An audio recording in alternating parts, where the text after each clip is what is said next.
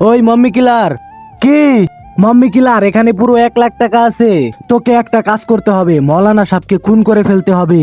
টাকাটা দাও, তুমি এখন যাও, তোমার কাজ হয়ে যাবে। আজকে মৌলানা সাহেবের রূপ ধরে পুরো শহরকে তছনছ করে ফেলবো।